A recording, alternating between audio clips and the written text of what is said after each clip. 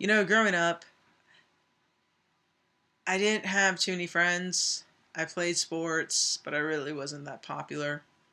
I listened to a lot of music. And I was the friend that knew when a certain artist's new song was coming out, when their CD was coming out, or when their video was going to be released on MTV. That was me. I was so into knowing who produced a song, who wrote the lyrics, um, what other artists were involved. And every weekend, I would have my parents take me to Best Buy so I could see their top 10 releases for that week, or see what albums were going to be released the following week. That's just what I was into. And at the age of 25, I joined the Coast Guard because I was a 20 something with no career direction. I didn't know what I wanted to do. I had really no interest in anything. So I joined the Coast Guard, and I joined for 4 years, and I was a machinery technician. I was a diesel mechanic, and I really just joined for the GI Bill so I can go to Full Sail. But I ended up re-enlisting. I did 7.5 years, and it was the best 7.5 years of my life. So most of my work experience was actually in the Coast Guard. I learned leadership skills. I learned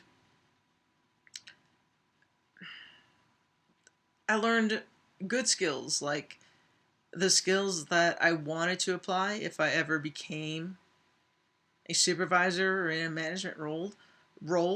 But I also remember the bad leadership skills, and those are what I remember most, because I feel like if I ever am in a position to be a supervisor, or in a leadership role, I know what not to do. I know how I do not want to treat my employees.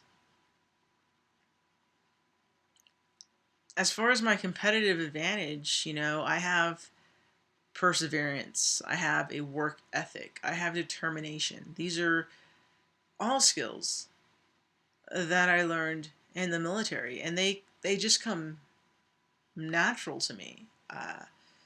It's not something that an employer is going to have to instill in me or anything like that. Like, if I'm given a task, I'm going to get that task done, and it will be done within that deadline. I just want to do a good job. As far as my career plans, of course, I want to intern at a record label or a marketing firm within my area, or even at a major city within my state. I would like to um, even apply my skills to a local band for free and teach them and manage their financials and almost guide them and let them know that, hey, your financials, your money is something that you're going to have to deal with. And, while, yeah, me or someone else is hired to do this job, you should also know what's going on. 5 to maybe 6 years from now, I would like to have my own business management firm, where most of my clients, actually all my clients, will be new artists. I would like to offer free workshops to them, teaching them basic money management and financial skills, so that if and when they become huge artists and they decide that maybe our firm isn't adequate enough for them, they can still go on and be a voice in their for their money. They're not just going to be silent. I want them to ask questions and know why this is going on and know why their money is going here.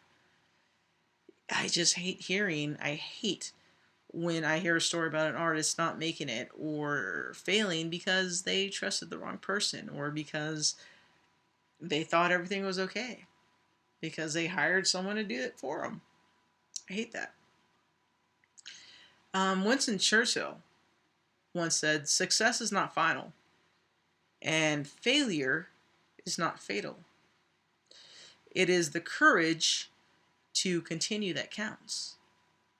And I truly believe that. For me, I wake up every day, and for me, I feel accomplished because I achieved my first goal, which is attending Full Sail.